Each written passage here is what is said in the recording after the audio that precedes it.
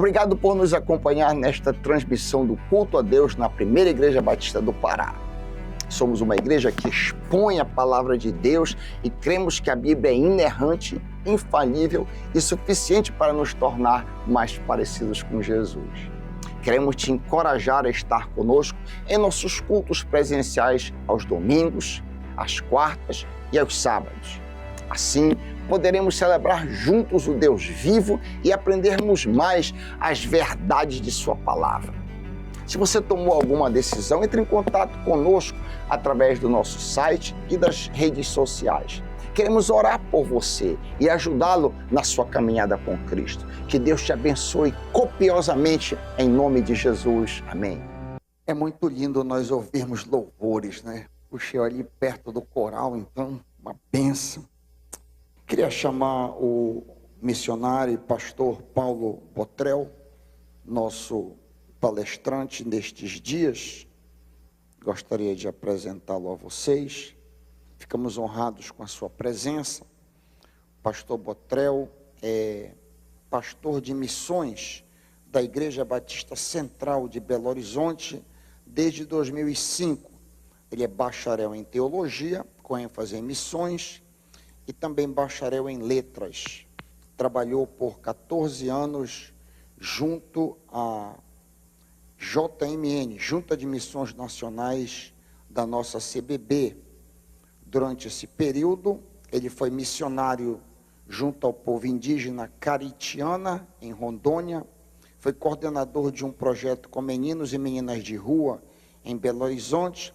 Foi professor de fonética e fonologia e também pesquisador do Banco de Dados do Departamento de Assuntos Indígenas da Associação de Missões Transculturais Brasileiras, em Brasília. Ele é casado com a irmã Flávia. Gostaria que a irmã Flávia ficasse de pé para a igreja conhecer. Muito obrigado pela sua presença, irmã Flávia. E eles são pais de Melissa.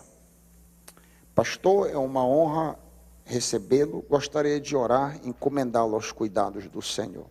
Pai querido, que a meditação dos lábios do teu servo, que as palavras que fluem do seu coração, sejam agradáveis a ti, edificantes, desafiadoras e abençoadoras a nós. É nossa oração em nome de Jesus. Amém. Pode ficar à vontade. Amém. Muito obrigado, pastor. Prazer, viu? Quero saudar a todos com a graça e a paz do Senhor Jesus.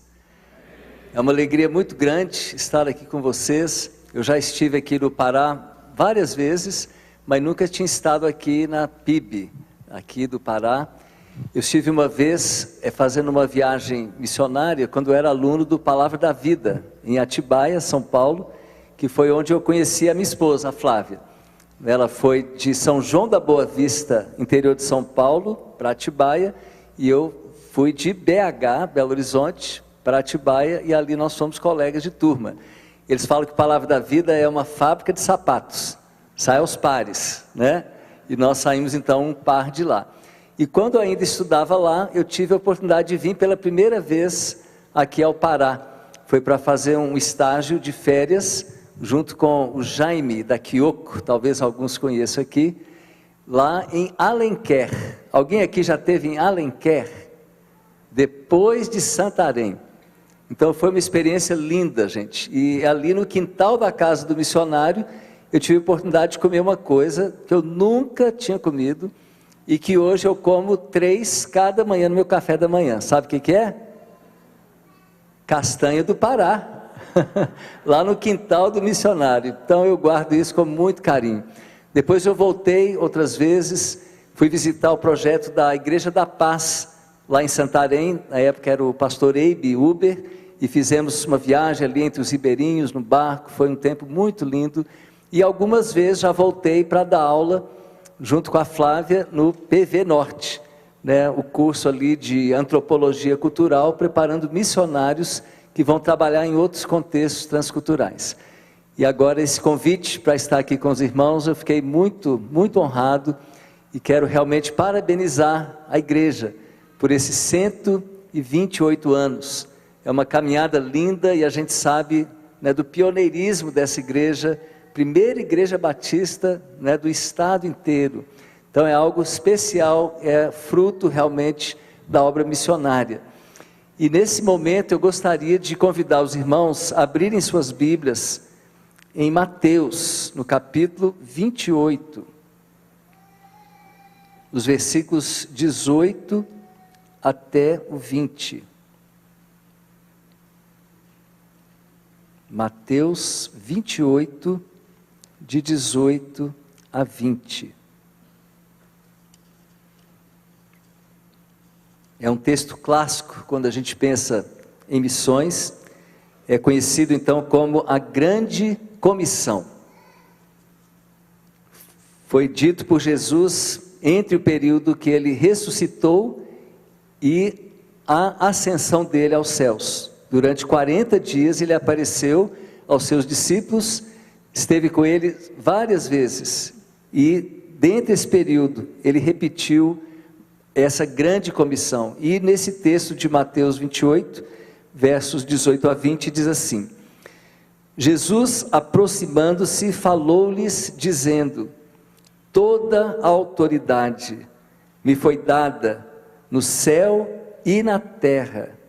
Ide, portanto, fazei discípulos de todas as nações, batizando-os em nome do Pai e do Filho e do Espírito Santo, ensinando-os a guardar todas as coisas que vos tenho ordenado. E eis que estou convosco todos os dias, até a consumação do século. Então essas palavras de Jesus, ditas naquele período em que ele apareceu ressurreto aos seus discípulos, contém um mandamento muito forte para nós. E aqui nós podemos ver que ele disse para a gente ir por todo o mundo e fazer discípulos de todas as nações. E esse é o principal mandamento nesse trecho que nós lemos. Nós vemos que tem uma ordem aqui, ide, portanto. Então nós podemos pensar que a ênfase está no ir, mas a ênfase de fato não está no ir, mas está no fazer discípulos. Tem até uma forma, não é, do grego que poderia ser traduzida, em vez de ide, poderia ser traduzida por indo, né? Indo, portanto, fazeis discípulos de todas as nações. Então, à medida que nós fôssemos andando, né, por esse mundo, nós deveríamos constantemente fazer discípulos. Então, a ordem principal nesse trecho não é simplesmente o ir, mas o fazer discípulos. E é uma ordem dada por alguém que tem todo o poder. E eu acho impressionante isso, que diante de Jesus, que diz que tem toda a autoridade no céu e na terra, muitas vezes nós olhamos para esse trecho como sendo uma opção nobre. Nós pensamos, bom, alguns vão fazer isso, alguns vão pelo mundo afora, vão fazer discípulos de todas as nações, mas eu não preciso participar necessariamente disso. E a gente às vezes coloca isso para alguns heróis, que a gente até coloca em pedestais, né, os missionários. Mas essa ordem foi dada para todos nós. E é uma ordem dada por alguém que tem toda a autoridade no céu e na terra. Quando a gente tem um patrão, né, um chefe, e ele dá uma ordem para a gente, o que a gente faz? A gente obedece prontamente. E o que acontece se a gente não obedecer? De repente você está na rua. E no entanto, diante de alguém que tem muito mais autoridade, né, do que o seu patrão, do que o seu chefe, nós nos damos ao luxo de escolher ou não obedecer. Então, irmãos, nessa noite eu queria deixar muito claro que isso aqui não é uma opção nobre para alguns que vão embrenhar por esse ministério de fazer discípulos das nações.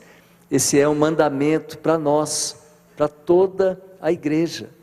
E o que significa então fazer discípulos das nações? Aqui fala então de batizar as pessoas em nome do Pai, do Espírito Santo, do Pai, do Filho e do Espírito Santo, e fala de ensiná-los a guardar todas as coisas que Ele nos ordenou. Às vezes nós pensamos em discipulado simplesmente como reunir alguém e simplesmente ensinar sobre o que Jesus ensinou. Então a gente compartilha vários temas que Jesus abordou. Será que isso é fazer discípulos? Aqui não fala que a gente deve ensinar as pessoas sobre o que Jesus ensinou. O que fala aqui? Fala que nós devemos ensinar as pessoas a obedecerem tudo o que Jesus ensinou, tudo que Jesus ordenou. Vejam como os verbos nessa passagem são claras. Nós devemos ensinar as pessoas a obedecer, a guardar, a obedecer tudo o que Jesus ordenou. Então isso é fazer discípulos. Não é simplesmente abordar os temas que Jesus abordou, mas é levar pessoas a uma verdadeira obediência a tudo aquilo que Ele deixou como ordem para nós. E no final Ele fala: e eis que estou convosco todos os dias, até a consumação do século. Ele nos prometeu que não nos deixaria nessa tarefa sozinhos, mas que Ele estaria bem presente junto com a gente, para nos acompanhar nessa jornada de fazer discípulos de todas as nações, incluindo a nossa própria. E como é que foi o modelo de discipulado de Jesus? A gente precisa encontrar em Jesus o modelo para a gente seguir. Como é que Ele fez discípulos? Eu gostaria de convidar os irmãos a abrirem suas Bíblias em um outro trecho.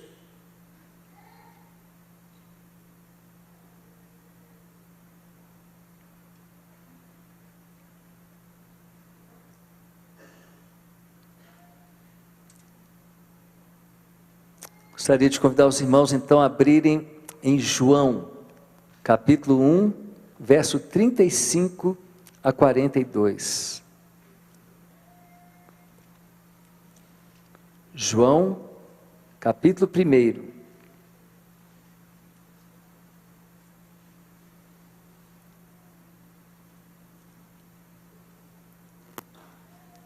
Versos 35 a 42.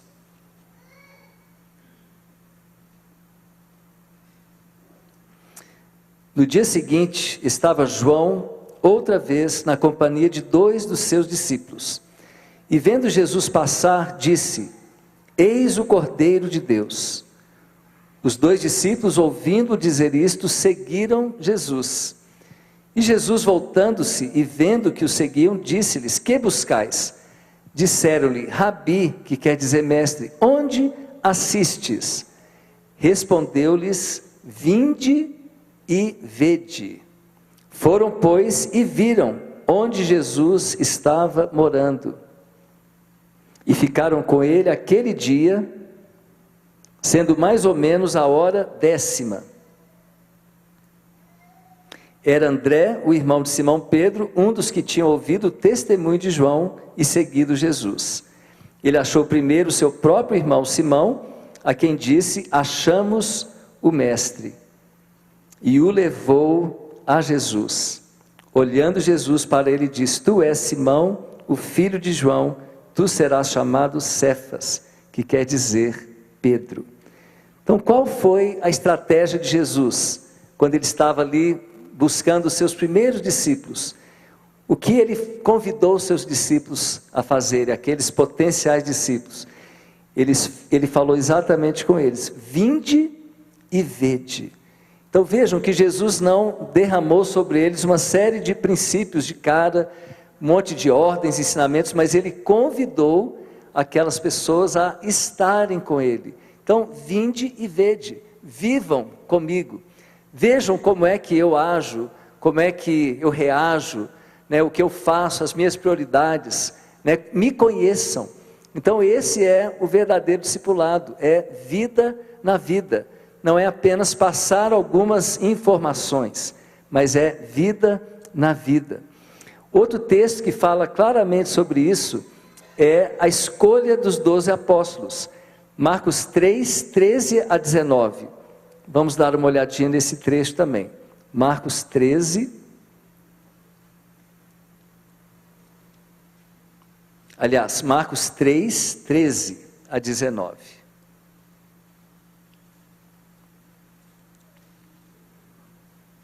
Depois subiu ao monte e chamou os que ele mesmo quis, e vieram para junto dele. Então designou 12, para o quê? Para estarem com ele, e para os enviar a pregar e a exercer a autoridade de expelir demônios.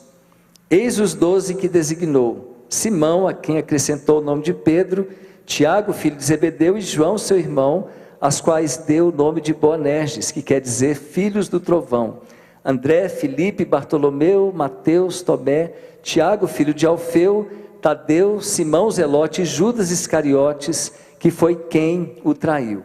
Então vejam que interessante, né? Depois que ele subiu ao monte, ele chamou para si os que ele mesmo quis, e vieram para junto dele. Então ele os convidou para um relacionamento com ele, não simplesmente para ouvirem lições, mas para uma convivência. Ele designou então esses 12 para estarem com ele, e só então, depois disso, para os enviar a pregar, a exercer autoridade sobre demônios. Mas o primeiro ponto do discipulado é o conhecimento pessoal de Jesus, é o convívio com ele, é a intimidade com ele. Assim nós devemos também exercer o nosso discipulado. Nós devemos convidar pessoas para estarem conosco, para conviverem conosco, para verem como é que nossa vida é e se espelharem em nós, como Paulo falou, né? Sede meus imitadores, como eu sou de Cristo. Então, para isso, nós precisamos estar em relacionamento com Jesus. Como é que vai ser o nosso discipulado? Se nós somos pessoas superficiais, que mal conhecem Jesus de verdade, como é que nós vamos discipular alguém? Nós vamos talvez no máximo passar algumas informações, mas nós vamos realmente impactar vidas, levar outros ao amadurecimento, se nós também tivermos esse relacionamento íntimo com Jesus. E tem um outro texto que me marca muito, é Atos capítulo 4, verso 13. Gostaria de convidar os irmãos também a abrirem as suas Bíblias nesse trecho. Atos capítulo 4, verso 13. Isso aqui é o contexto, né, em que Pedro e João foram presos depois que curaram aquele coxo que estava ali à porta do templo. Ele então começa a pregar, né, de uma forma muito ousada, e eles então acabam sendo presos.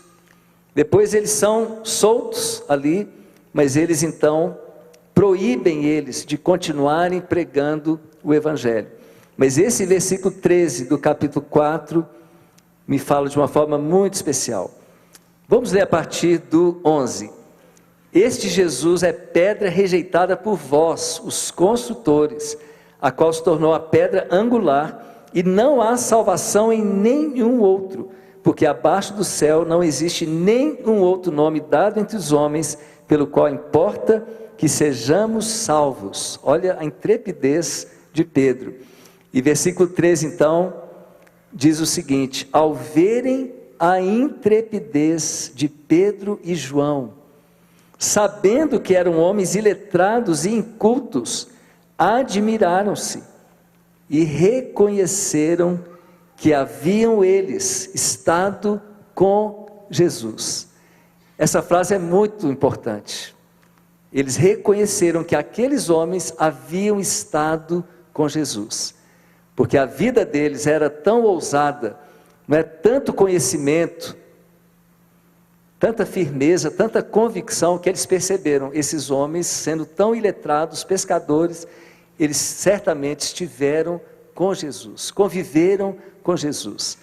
Será que alguém, ao olhar para a nossa vida, pode ter essa mesma sensação? Puxa, fulano é tão ousado, ele é tão firme, ele deve ter um relacionamento com Jesus. Ele parece com Jesus, certamente ele esteve com Jesus. Então vamos guardar, né, essa máxima do discipulado, que é estarmos com Jesus. Se nós queremos fazer discípulos, nós, em primeiro lugar, precisamos ser discípulos que têm relacionamento de fato com o nosso Jesus e que nos tornemos parecidos com Ele. E ao levarmos outros a conhecê-lo, nós vamos então gerar outras vidas parecidas com Jesus, porque nós estamos nos tornando parecidos com Jesus por causa desse relacionamento com Ele. Então, reconheceram eles que eles estiveram com Jesus. E aqui eu quero passar para um texto que é um dos meus textos favoritos da Bíblia, que é o texto lá de Lucas, a respeito de Maria e Marta, que vai falar exatamente desse nível de relacionamento que nós precisamos ter com Jesus.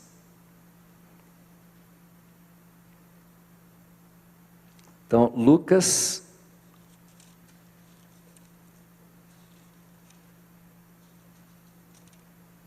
no capítulo 10, a partir do verso 38.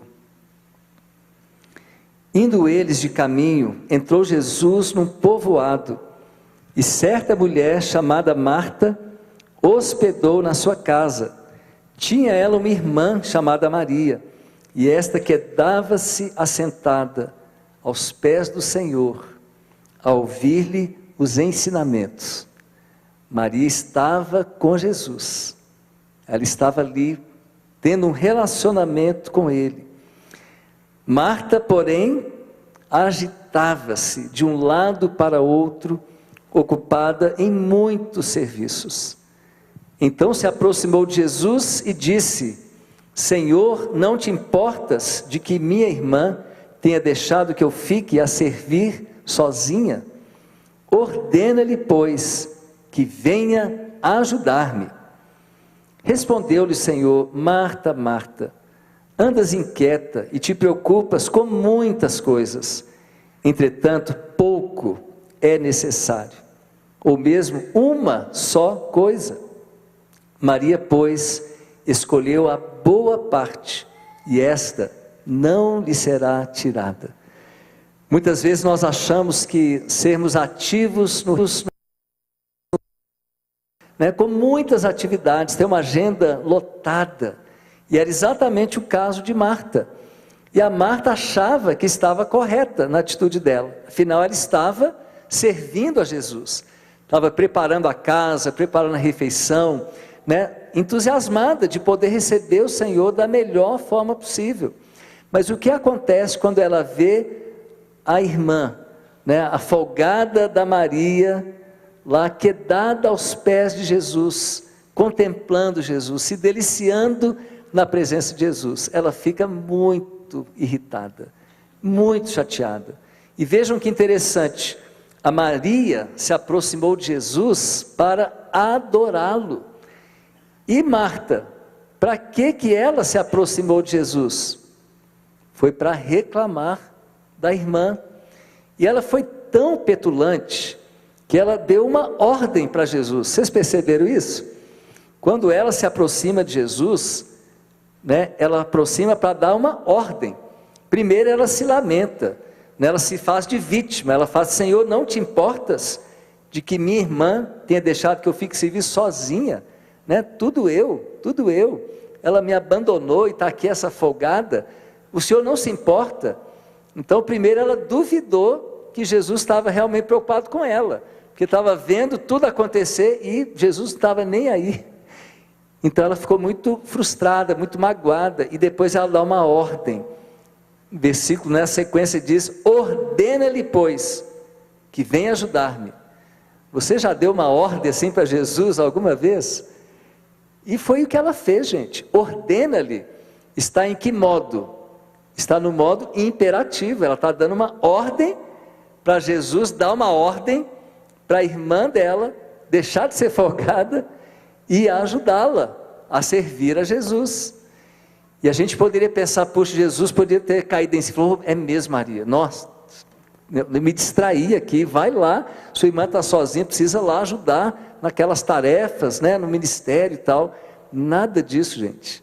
Jesus deu uma dura na Marta, Eu acho que com muito amor. Acho que ele não foi assim ríspido, não. Né? Acho que ele teve, foi muita dó da Marta, né? Eu imagino ele falando assim: Marta, Marta. Eu não acho que ele fosse assim, Marta, Marta, né? Assim, irritado. Eu não vejo Jesus assim. Mas ele fala de uma forma carinhosa, né? Marta, Marta, andas inquieta e te preocupas com muitas coisas. Né? Você está aí agitada, tensa, né? Com, né, o peso do mundo nas costas. Mas, na verdade, pouco é necessário, ou mesmo uma só coisa. Impressionante isso, né? Nós queremos ser discípulos de Jesus, nós queremos realmente agradá-lo. A gente não precisa ficar se matando para agradar Jesus. Na verdade, só precisamos de uma coisa. E qual que é essa coisa? Foi exatamente a coisa que Maria escolheu. Jesus, ele fala, é necessário ou mesmo uma só coisa. Maria, pois, escolheu a boa parte. Qual que foi a boa parte que Maria escolheu? Foi estar com Jesus. Exatamente o que Jesus convidou os seus discípulos a fazerem. Venham, vinde e vede. E ele chamou aqueles discípulos para estarem com ele em primeiro lugar. E as pessoas reconheceram que aqueles discípulos haviam estado com ele, porque se tornaram muito parecidos com ele. E Maria, pois, escolheu essa boa parte. E aí Jesus fala uma coisa muito impressionante. Ele fala: e esta não lhe será tirada. Ou seja, a parte que Marta tinha escolhida poderia ser tirada. E muitas vezes acontece isso. Pessoas que se dedicam tanto ao ministério e acabam se esfriando no seu relacionamento com Jesus, e no final das contas nem sabem mais por que estão correndo tanto, porque não tem mais uma conexão com Jesus. Eu e a Flávia, nós moramos em Brasília há muitos anos, tivemos ali um casal de amigos muito queridos, né, o Steve e a Barbie Jacobson. E os pais da Barbie, eles eram missionários, tradutores, né, em povos não alcançados, em outras partes do mundo. E no final da jornada deles, chegando ao final, eles se tornaram ateus. Imagina, né, um casal traduzindo a palavra de Deus para um povo, e no final eles nem criam mais em Deus. Talvez ficaram tão absorvidos pela tarefa de traduzir a palavra de Deus para aquele povo, e se esqueceram do relacionamento deles com esse Deus maravilhoso, com Jesus. E acabaram então continuando o ministério, né, para terminar a tarefa, mas já não tinha nada a ver mais com Jesus. Será que nós podemos nos encontrar assim também? Tão envolvidos no ministério, tão agitados, querendo fazer tanta coisa, que a gente acaba até se esquecendo. Por que a gente está fazendo tudo isso? Se eu realmente nem convivo com Jesus, se eu não tenho uma intimidade com Ele. Então, meus irmãos, nós precisamos aprender isso. Nós queremos fazer discípulos. Em primeiro lugar, nós temos que ser discípulos. E o discípulo, antes de mais nada, é alguém que convive com Jesus, alguém que tem relacionamento íntimo com Ele, não é, que o busca todos os dias, que se deleita na presença dEle, como Maria. Maria estava ali apaixonada por Jesus, estava ali quedada aos pés, a ouvir os ensinamentos, bebendo daquilo que Ele dizia, se deleitando na companhia dEle. Então isso é um incentivo muito grande para todos nós. Se nós queremos ser discípulos, nós precisamos então essa questão da intimidade com Deus, estar com Jesus todos os dias. E há uma forma muito prática de se fazer isso, né? A gente pode chamar isso de hora silenciosa, pode chamar isso de momento a sós com Deus, momento devocional. E é o momento que você, como Jesus ensinou, você fecha a porta do seu quarto, e ali você e Deus sozinhos, você desfruta da presença dEle. Você lê a sua palavra, você adora Ele, você o louva, você abre seu coração, você o agradece por tantas coisas, pode interceder por outros, mas você se deleita ali na companhia de Jesus. E aí a vida tem sentido. E aí ninguém pode tirar isso da gente. O ministério pode ser tirado, a gente pode ter uma doença grave que nos impeça de continuar, a gente pode ter uma dificuldade, né, na igreja e acabar não conseguindo sentir mais à vontade ali. Muitos irmãos hoje estão assim desigrejados, se decepcionaram com a igreja. Então tudo isso pode ser tirado. Nós podemos perder alguns dos ministérios que a gente exerce, mas essa boa parte ninguém pode tirar de nós. Jesus deixou isso claro, ninguém iria tirar aquela boa parte que a Maria tinha escolhido. Jesus promete claramente, né? Nunca, jamais o abandonarei. Jesus deve ser a nossa maior paixão. É tudo para Ele, é tudo para a glória dEle, não é para o engrandecimento da igreja, não é para o engrandecimento de um nome, de um ministério, não é para o meu próprio engrandecimento, é tudo o quê? Para a honra e para a glória dEle. Teve um momento tão bonito lá na reunião dos pastores. Eu sou um dos pastores da Igreja Batista Central de Belo Horizonte, e eu tive a alegria de dividir a minha sala por alguns meses com o Davi Heiker. Vocês conhecem? Davi Heiker da Brena. Ele tem um ministério sobre sexualidade, parece que ele é primo do pastor, né? Davi Heiker.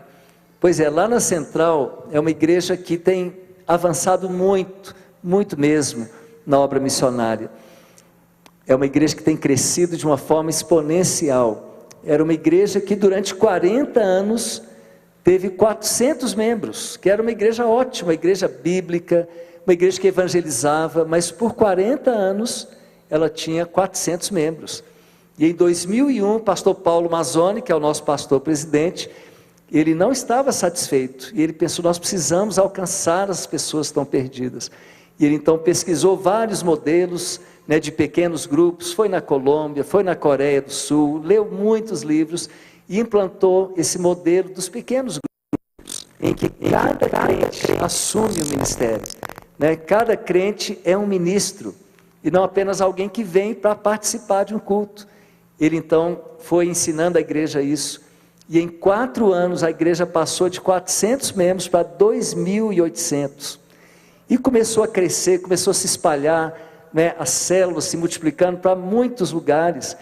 Hoje, irmãos, são mais de 2.000 células, são 30.000 pessoas participando dessas células, uma igreja viva. Mas qual que é a grande base? Não é apenas a estratégia celular, mas é essa busca de Deus, essa intimidade com Ele, né? Nós prezamos realmente a intimidade, e todos os semestres nós começamos ali com 14 dias ou 21 dias de jejum e oração. A gente reconhece que não há força em nós mesmos, mas que o mover é do Senhor, e até a paixão que Ele coloca no nosso coração pelos perdidos, é Ele que coloca, e é algo extraordinário. E hoje nós somos mais ou menos 50 pastores, que se reúnem toda terça-feira, ali na Central, de 8h30 às 10h30 da manhã, e a gente tem um tempo então, de compartilhar o que Deus tem feito, através de cada um de nós. Mais ou menos 40 pastores estão ali presencialmente, e uns 10 ali no telão, online, que tem gente no sertão do Piauí, sertão da Bahia, sertão do Maranhão, tem gente em Angola, até pouco tempo tinha gente na Europa, no interior de Minas, e a gente reúne então aqueles 50 pastores, para a gente adorar a Deus, e ter um tempo de busca de Deus, de oração, todas as terças-feiras. E uma vez, tinha uma cadeira grandona, sabe aquelas cadeiras com braço, de madeira, muito simples, mas uma cadeira grande mesmo, e aí um dos pastores trouxe, e colocou na ponta da mesa, e se sentou, e ele não era o pastor presidente, né? Ele fez assim, brincando, né? E aí aquela cadeira ficou lá no meio, e depois o ministro de louvor lá, o Renato Mimesse, ele começou a entoar um cântico, e o cântico falava, exaltamos o Cordeiro, e aí uma clareza tão grande, de que o presidente da nossa igreja, não era o pastor Paulo Mazzoni, era o Senhor Jesus, e ele estava ali, claro, naquele trono. E aí eu falei, não, mas essa cadeira está muito tosca para ser o trono de Jesus, né? Mas Jesus é tão simples. Eu falei, não, combinaria muito com Jesus sim, aqui sentado fisicamente com a gente, e é para Ele que tudo acontece. E aí eu pensei, e Ele não está na ponta de uma mesa, Ele está no meio, porque entre a ponta dessa mesa e o telão, estava ali Jesus. Então eu vi claramente que tudo que nós fazemos, realmente não é para o engrandecimento de uma igreja, né, de um pastor, de um ministério, mas é para o engrandecimento do Senhor Jesus. Como nós cantamos aqui nessa noite, várias canções, né, que exaltam, né, o poder de Jesus, a glória de Jesus, e é tudo para Ele. Então, por que nós devemos fazer discípulos de todas as nações? Porque esse Jesus tão maravilhoso, Ele nos deu essa ordem, Ele que tem toda a autoridade, Ele deu uma ordem, e nós então devemos fazer discípulos de todas as nações, começando onde nós estamos, né? Significa o quê? A gente se importar com as pessoas, a gente se envolver com elas, a gente ter vida na vida, a gente convidar as pessoas para virem e conviverem com a gente.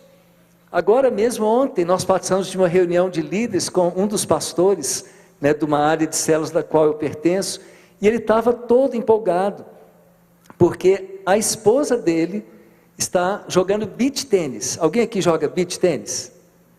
Cadê os atletas aqui? Tem alguns, né? Aqui atrás, tem gente? Aí, é muito bom, né? Pois é, a esposa desse pastor está jogando beach tênis, e ela começou a fazer uma amizade muito legal, né, com algumas colegas lá, e aí ela e o marido dela, que é um pastorzão, um empresário também, é o Rafael Parra, eles resolveram fazer um jantar muito legal, capricharam e chamaram as 6 mulheres e os 6 maridos, todos não crentes, e o pessoal ficou apaixonado, não só por eles, mas pela mensagem que eles pregaram naquela noite. E agora eles vão começar uma célula, ele que é um pastor de 300 células, super, né, envolvido, com responsabilidade tão grande, ele vai abrir uma nova célula dele, com essas 12 pessoas na segunda-feira, a turminha do beach tênis. Então, gente, é isso que nós precisamos fazer, nós precisamos conviver com as pessoas. Muitas vezes nós nos fechamos tanto em nós mesmos, que depois de alguns anos a gente nem tem mais amigo não crente, não é verdade? A gente não tem nem mais acesso. Então nós precisamos olhar para esse mundo, né, com os olhos de Jesus, e perceber que há muita gente perdida, muita gente que não conhece a Jesus de fato. E como é que nós vamos ganhá-las? Não é simplesmente distribuindo folhetos, tudo isso é muito bom, mas a gente precisa realmente conviver, trazer as pessoas para perto de nós, né, fazer discípulos, vida na vida. E tem um testemunho muito impactante de um irmão que estava ontem nessa reunião, chamado Bira. O Bira era um evangelista de primeira, e ele conta que ele passou 15 anos da vida dele, indo lá no Parque Municipal de BH, evangelizando todo mundo que ele encontrava.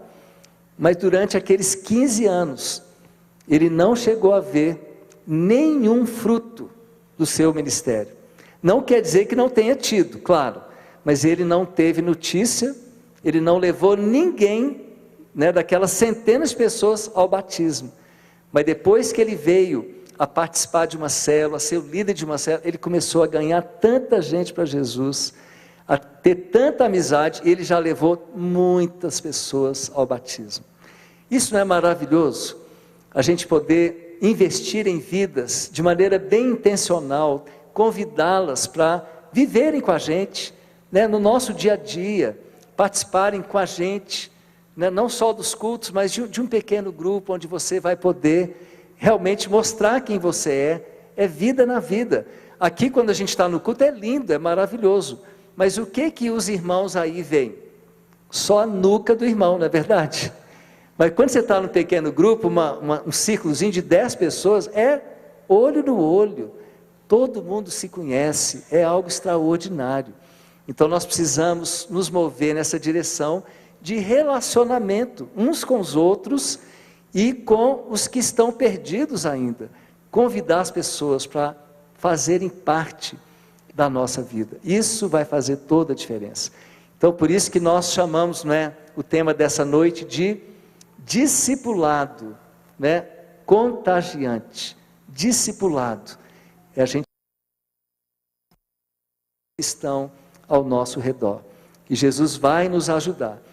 E eu queria terminar com um último texto, que é um texto muito claro também sobre isso. É 2 Timóteo 2, 1 e 2.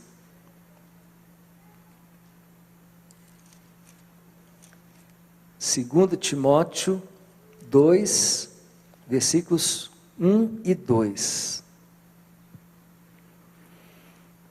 Tu, pois, filho meu, fortifica-te na graça que está em Cristo Jesus. E o que de minha parte ouviste, através de muitas testemunhas, isso mesmo transmite a homens fiéis e também idôneos para instruir a outros. Às vezes, o que nós temos feito é simplesmente trazer pessoas a Jesus, levá-las ao batismo, e a gente acha que a nossa missão terminou. Será que a nossa missão terminou? Será que isso é fazer discípulos? É a gente levar pessoas ao batismo simplesmente? Não, a nossa missão de fazer discípulos só estará completa quando esse que a gente levou a Jesus, levou ao batismo, ele também começar a levar outros, a amadurecer, a ponto de gerar os seus próprios filhos. Então esse é o nosso chamado. Paulo falou isso claramente com Timóteo, que como ele tinha ouvido da parte de Paulo, ele deveria agora passar o que ele aprendeu para muitas testemunhas, transmitir isso para homens fiéis, e que esses homens também fossem idôneos para instruir a outros. E é algo então que não tem fim, algo que você vai preparando gente, que vai amadurecendo, que vai sendo capaz de preparar outros, que vão poder preparar outros. E aonde vai chegar isso? Nos confins da terra. Chegou até nós, inclusive, não é, gente? Por que o Evangelho chegou até nós? Porque os discípulos fizeram exatamente isso. Eles conviveram com Jesus durante aqueles 3 anos e meio, vida na vida, e eles então aprenderam e fizeram a mesma coisa. E muitos outros fizeram, e o Evangelho chegou até aqui no Brasil, até aqui no Pará. Foi porque homens idôneos transmitiram a homens idôneos, que também transmitiram a homens idôneos. E onde vai parar o bastão? Será que esse bastão agora vai parar na minha mão? Eu fui alcançado, então está tudo beleza, já estou com o meu passaporte carimbado para o céu. Será que é isso? Será que não é para a gente continuar e se mover? A gente entender que agora a gente precisa fazer isso também com outros, levar outros a Jesus, discipulá-los, para que eles se tornem crentes maduros, que também vão gerar muitas vidas. Eu gostaria de orar então nesse momento, e que você tivesse um momento de reflexão, e avaliasse tudo isso que você ouviu nessa noite.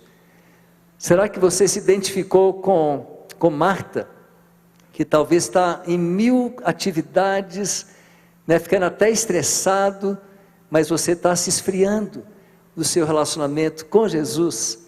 Então, se você se identifica com isso, então pede perdão, pede socorro para Jesus e reformula, a sua vida, a sua agenda, as suas prioridades. Ache tempo de valor, de qualidade, tempo nobre para estar com Jesus, não apenas para ticar, uma tarefa. Hoje eu já li a Bíblia, pronto. Gente, não é isso, é relacionamento, é apaixonado por Jesus. Talvez você se identificou como alguém que recebeu Jesus e que o Evangelho parou em você, e hoje você percebeu que não pode ser assim. Você precisa levar esse Evangelho avante, para que outros possam ter a alegria que você tem de desfrutar do perdão, da certeza da salvação, da alegria, da comunhão com os irmãos. Isso não pode parar em você. Então vamos abaixar nossas cabeças, vamos fechar nossos olhos, e eu vou dar um tempinho para você fazer a sua oração a Deus. Talvez uma oração de arrependimento, talvez uma oração de entrega, de rendição, uma oração de decisão, de mudança, de novas atitudes.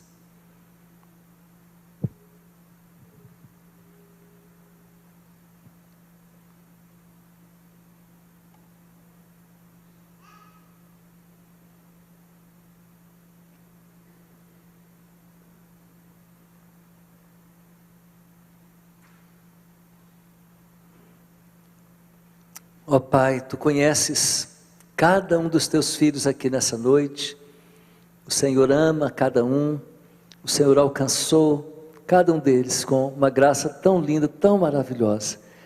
Te agradecemos por tudo isso e pedimos mesmo que o Teu Espírito Santo esteja tocando cada coração aqui nessa noite e fazendo uma obra que só o Teu Espírito Santo pode fazer, de mudanças profundas, verdadeiras, naqueles que estão hoje reconhecendo quão distantes estão do Senhor, o quão agitados estão, e talvez alguns o quanto paralisados estão simplesmente satisfeitos e desfrutando das Tuas maravilhas, mas não estão se importando com aqueles que nunca ouviram falar do Senhor e que ainda não têm essa alegria que eles têm.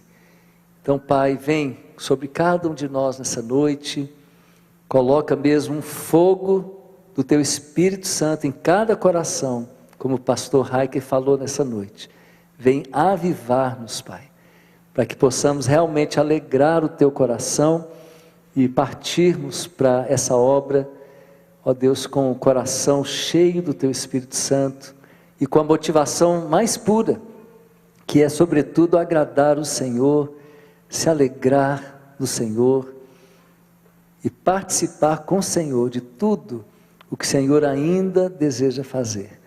É a nossa oração em nome de Jesus. Amém. Amém, irmãos. Que Deus os abençoe ricamente e estaremos juntos em nome de Jesus amanhã à noite. Deus abençoe.